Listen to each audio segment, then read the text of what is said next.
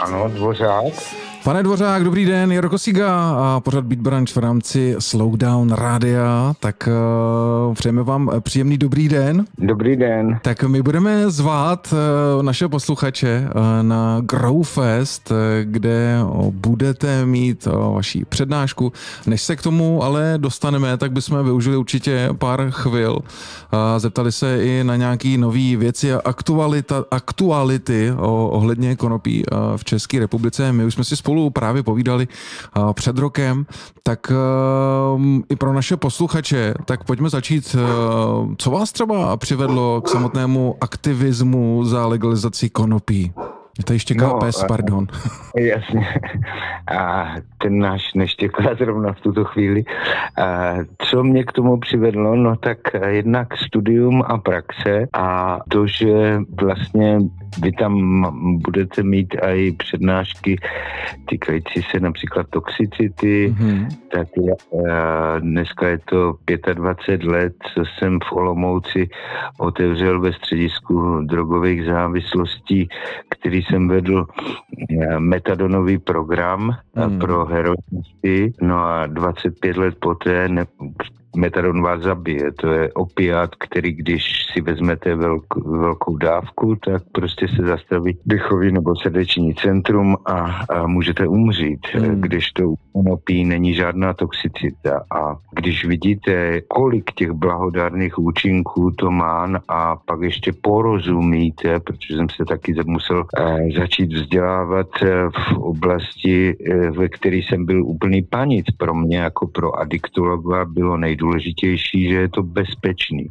Já jsem vůbec, když jsem začínal před 20 lety, poprvé přišel za mnou pán se zlomenou páteří. Byl to první pacient v České republice, který měl indikovaný budík v těle na léky, protože jinak by umřel. Poprosil mě, bylo to ve stejném roce, jako jsme rozjeli v červenci v roce 2000 metadonový program a obrátil se s tím, že ukázal mi takový výstřížek z novin, že v Kanadě a že já, když tady v Olomouci vedu toto, jestli bych mu to nesehnal, to konopí, tak jsme si nejprve i s jeho manželkou o tom trošku popovídali, s čím je to spojený a tak dál. A že já nejsem lékař, který mu to může vydat, ale můžu mu o tom říct všechno, co vím a zároveň mu předat knihy k tomu tématu. Tak jsem mu je předal a asi za měsíc jsme se setkali. Před Vánocema dostal obrovskou kytku, to byla jedna z nejkrásnějších kytek, která vůbec kdy pod mýma rukama vyrostla. Tu jsem převezl tehdy v autě, ještě jsem si dal praporek do kufru a přes celou Olomouc, tu skoro 3metrovou kytku jsem ho přivezl do Neředína, do Olomouce, naučil jsem ho to zpracovávat. No a protože tam vždycky jsem nechával semínka, já jsem to nikdy nepěstoval jako na marihuanu, tak on měl dostatek semínek. Aby mohl pokračovat si dál ve svým. A takhle jsem to vlastně praktikoval se všema. Aby byli na mě nezávislí, aby věděli, že odrůdy konopí jsou odlišné a to, že jedna, pokud neznají složení,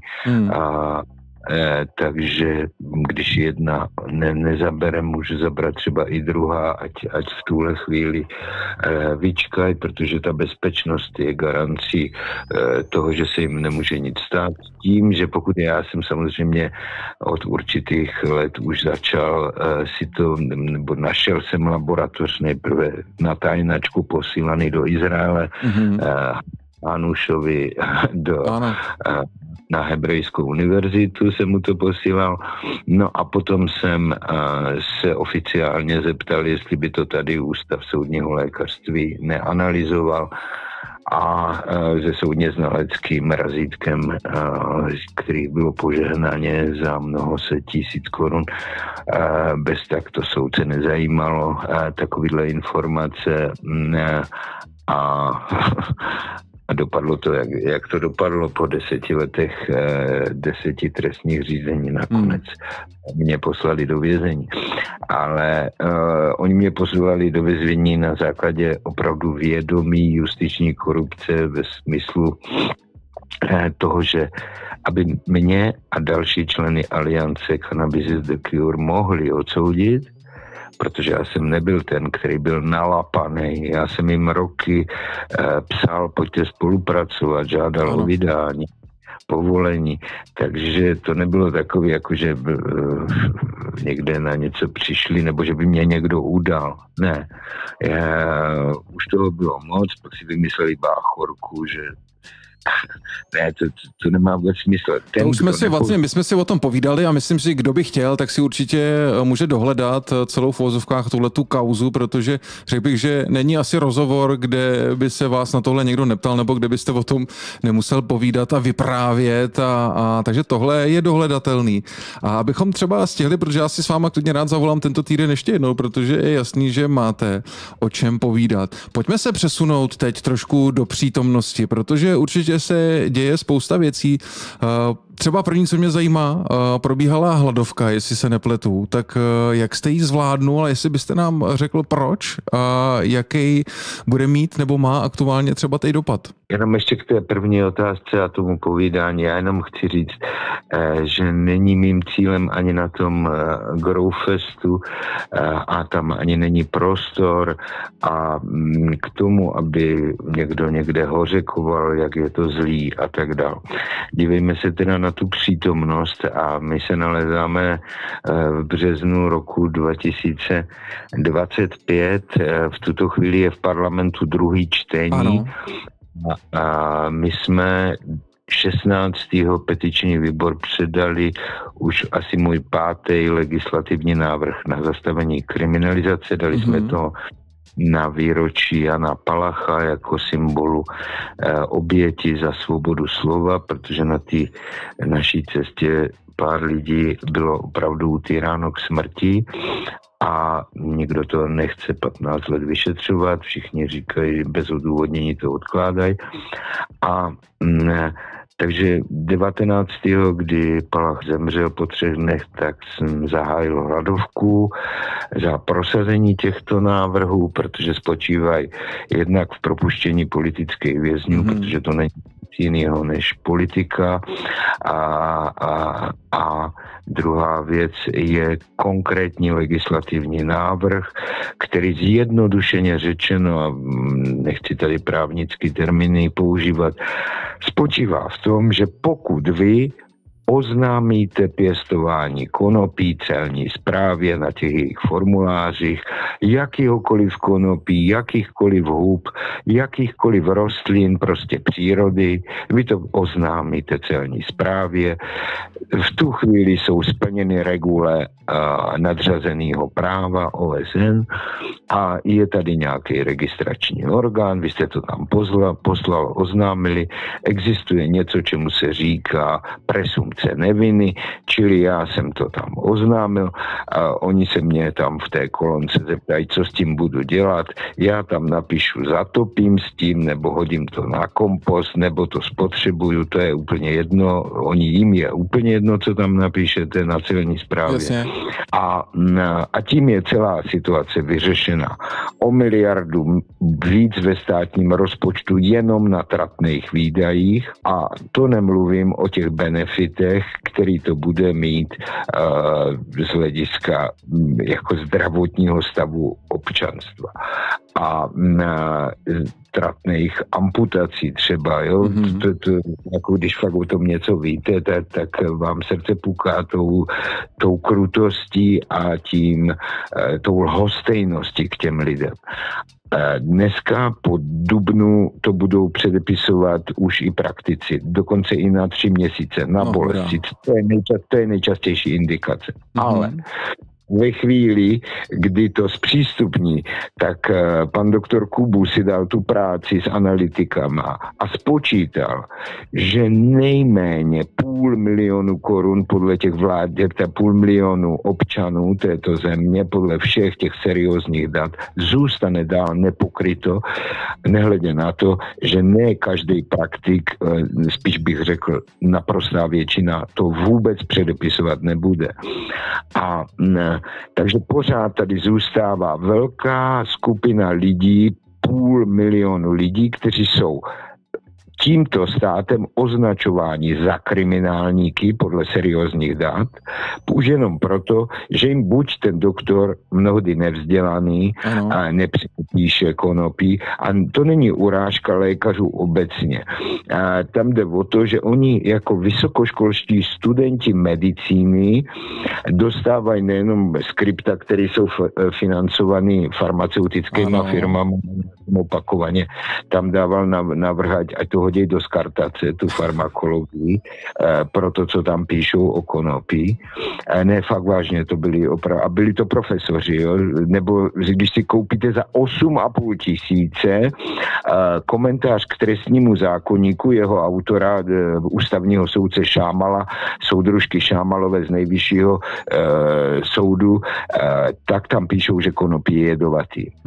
A že se dělí na 2 rostliny, na 2 typy, na 2 druhy. Jeden se jmenuje technické a druhé se jmenuje indické. Ta flexibilita jejich myšlení komunistického, to jsou oba dva bývalí komouši, tak je v tom, že když mě posílali do vězení, tak mě Šámal píše, že přece jsem porušil předpis a měl jsem tu toxikomanickou marihuanu s obsahem téměř 0,6. A teď v komentáři, po té, co se navýšilo na 1% zákonodárcema, tak tam velmi flexibilně píše, že tam to indické konopí, to je ta marihuana od 1% THC výše. Takže tady vidíte, v jaký, jenom stručně, nebo to, že mě stanovili, že jsem byl 5 let vždycky od dubna do září nepříčetný, aby mohli stáhnout proti mně obžaloby. Rozumím, tohle by asi zase říkám, my bychom si o tom klidně mohli povídat celý den, že jo?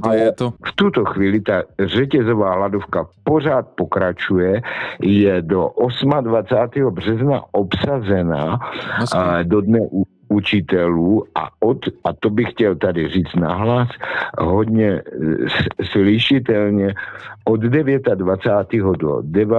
dubna drží 12 dní hladovku na 12 let odsouzeného syna Matěje, paní Irena Feniklová, která je iniciátorkou a na Growfestu tam je velká debata iniciátorů těch lidí z rodin proti prohibici a ona tím taky chce demonstrovat svůj postoj k tomu, aby se podpořila ta změna ne 3 kytky, ale absolutní dekriminalizace, protože když znáte praxi trestních orgánů, tak překroutit právo je v této zemi naprosto běžnou situací a chybí kontrolní mechanismy.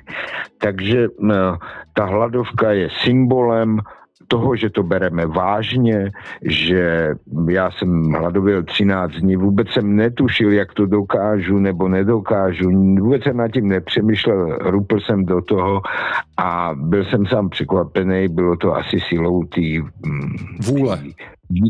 Ne vůle vůbec ne, ani to. Víry, že to bude mít dobrý dopad. Dobře. Já jsem neměl jedinou krizi, fakt ani jedinou, vůbec otázka vůle se neřešila. Já jsem ještě v sobotu večer 18. ledna byl s kamarádama, ještě jsem si před 12. dával nějaký tam sandwich dobrý a pivo. A pak v noci jsem četl teprve knihu Hladovění ke zdraví, jak mám postupovat, co mám dělat. Jo. A opravdu to proběhlo z mé strany až neočekávaně, klidně, vůbec to nechápu, ale já myslím, že to bylo právě tím, že jsem věděl dobře, proč to dělám, kolik utrpení je zatím schované. Dobře, protože jsme se překlopili přes 12. hodinu a za chvilku bude začínat kolega, tak ještě bych se přece jenom v rychlosti zeptal, jestli jde říct jednou ve 2 větách, co by teda byl ten náš společný cíl, jak by se vám líbilo, aby to v České republice fungovalo? No, aby to bylo regulované tak, aby to neporušovalo lidský práva. To je úplně jednoduchý. Jo? Čili není možný, aby někdo k někomu vtrhl do domu, sebral mu jeho majetky a říkal o něm, že je zločinec, protože si vzal z přírody to, co, ať už jste věřící nebo nejste, prostě ta příroda nám dala. Rozumím. A pak to obchodovat. Víte, co jsem řekl soudkyni, když mě posílala? Koho tady hájíte? To je, já vám to řeknu na příkladu. Já si umím upít rohlík za korunu. A vy mě nutíte chodit do supermarketu ho kupovat za 100 korun. A víte, když znáte skutečně pozadí toho, třeba v paliativní péči, když lidé umírají a jsou na těch opiátech a ten rozdíl mezi tím, když dostanou konopí, jak se mohou s celou rodinou rozloučit v klidu a ústupně ze stejnou eliminací bolesti, ještě vody a ještě to má léčebné účinky, když to u těch opiátů zůstanete jak flaxán, nebudete mluvit.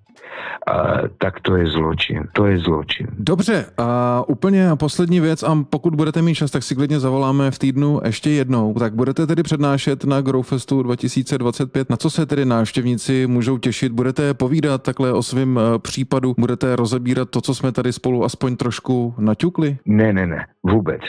Budu naopak hovořit o tom, co můžeme udělat pro to, jak to zastavit. A je to velmi, velmi jednoduchý. Probíhá druhý čtení. Jsou tam návrhy. Na webu hodím těsně před tím Growfestem udělanou tabulku, kde si budou moct stáhnout chlapy, ženský, poslance z různých stran, pokud preferují, nebo všechny chlapy, nebo všechny ženský, všechny zákonodárce. A bude tam předepsaný dopis, který si každý může doplnit, jak chce, čili práce na 10 minut pro to, jak to změnit. A pevně jsem se rozhodl, že znovu půjdu do toho, že založím konopnou církev. V roce 2015 mnozí to považovali za recesi. Navíc já mám absolutní odpor k institucionalizaci jakékoliv víry, protože to je akorát Bůh přišel na zem a přinesl náboženství a v jeho patách šel ďábel a začal ho organizovat. Ale tam základní myšlenka, proč vznikalo například křesťanství a proč bylo tak pevný, bylo to, že chránilo ty pronásledované, ty, kteří se nemohli bránit, kteří měli víru v to, ať už je to bylina, nebo to. Vemte si, že katolíci byli ti první, kdo ve 12. století vydali jakýsi restriktivní předpis na ty bylinkáře. Takže my to tady táhneme už 8 století, takovýhle inkviziční procesy s přírodou, jenom proto, že někomu to nevyhovuje. A přitom neubližujete. To je to nejdůležitější. Vy neubližujete. Já nesouhlasím s tím, aby někdo řídil pod vlivem drog. To v žádném případě. Nebo ale ať je souzeno to, co je po právu, po civilizovaném právu trestné. Čili ublížil jsem někomu nebo mohl ublížit, no těžko. Ohrozil jsem nějak bezpečnost, no těžko.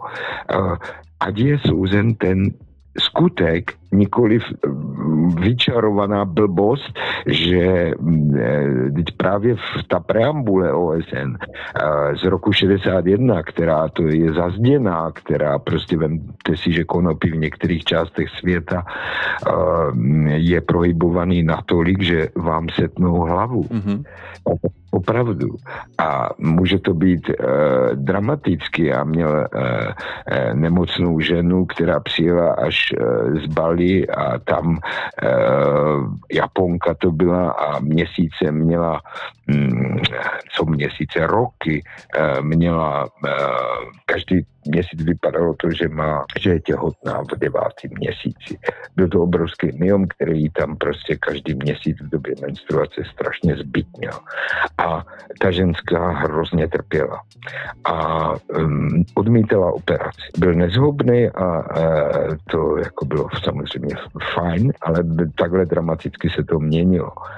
A ona vyzkoušela všechny možné trávy, hulila marihuanu, jako jak zběsila, ale to jí samozřejmě nepomáhalo. A tady jsme zkoušeli čípky a během 3 měsíců, druhý měsíc už to nenastalo a pak zlepšovalo. A pak je to bylo potvrzené i gynekologem, a i pro Štrasburský soud. A naštěstí teda mohla si odcestovat kam chtěla, nemusela tam, ale nemohla si tam nic vzít samozřejmě, protože by tam, i když je to paradoxní, tam jsou oblasti, kde na Bali v těch kempech to tam čmudí od rána do večera, ale na letišti se může stát nějaká nepříjemnost a pak skončíte na popravišti. Dobře, pane Dvořák, děkuji. Jak jsem říkal, mohli bychom si povídat klidně celý den. Moc krát vám děkujeme za váš čas, že jsme si mohli také zase něco osvětit, připomenout a hlavně nalákat naše posluchače tedy na Growfest. Vy budete přednášet v 11 hodin a to v sobotu 29.3. S vámi samozřejmě spoustu dalších zajímavých hostů a pro vás, pro nás je to velký svát. Tak berte to naše posluchači jako pozvánku celý tohleto povídání na Growfest 2025 v Brně. A pane Dvořák, my vám samozřejmě jménem rádia přejeme jen to nejlepší a ať se vám daří a na brzkou slyšenou a třeba i viděnou. Já jenom ještě děkuju moc krát, bych chtěl říct, že opravdu to, co dneska dokázal ředitel tady toho podniku, jak obrovsky zvýšil kvalitu přednášejících a všeho celého, co udělal pro ten Growfest. Klobouk dolů, protože vím dobře, já jsem organizoval několika denní mezinárodní konference, vím, kolik je s tím práce. A tohle to fakt klobouk dolů. Takže Brňané nebo lidé z Brna, okolí, opravdu přijeďte první den, třeba pokud jste stavitelé, konopí využití ve stavitelství. Možná ani nevíte, že konopný beton je lepší než železobeton a to všechno se tam dozvíte. A jak lze komplexně využít konopí, to je moc cenný. Tak to se všechno dozvíme na Growfestu. Zdravíme tedy Kamila Fornuska, celý jeho tým a my až do samotného spuštění festivalu vás budeme denně informovat a volat zajímavým hostům, jako jste třeba vy, Dušané. Tak ještě jednou krásný den a mějte se moc hezky. Naschle. Nashledanou posluchačům taky.